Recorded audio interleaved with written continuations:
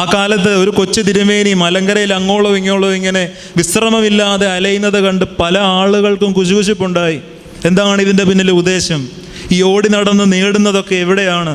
പല പല അഭിപ്രായ വ്യത്യാസങ്ങളുണ്ടായി. അദ്ദേഹം ഈ ഭൂമിയിൽ നിന്ന് മൺമറഞ്ഞു പോയതിന് ശേഷം അദ്ദേഹത്തിൻ്റെ ഡയറി പരിശോധിച്ചപ്പോഴാണ് മനസ്സിലാകുന്നത്, അണിഞ്ഞിരിക്കുന്ന ചുവന്ന കുപ്പായത്തിൽ ഉടക്കിയിട്ടിരിക്കുന്ന പേന വരെ കാതോലിക്ക സിംഹാസനത്തിന് എഴുതി കൊടുത്ത ശുദ്ധ സഭാസ്നേഹിയായിരുന്നു പുത്തങ്കാവിൽ കൊച്ചു തിരുമേനി എന്ന് അദ്ദേഹം മൺമറഞ്ഞതിന് ശേഷമാണ് ഈ ലോകം ശരിക്കും മനസ്സിലാക്കി തുടങ്ങി. വിശ്രമമില്ലാതെ അലഞ്ഞു നടന്നൊരു മെത്രാപ്പോലീത്ത. 4, 5, 20 വർഷത്തോളം അദ്ദേഹം മെത്രാനായിട്ട് ശുശ്രൂഷ ചെയ്തു.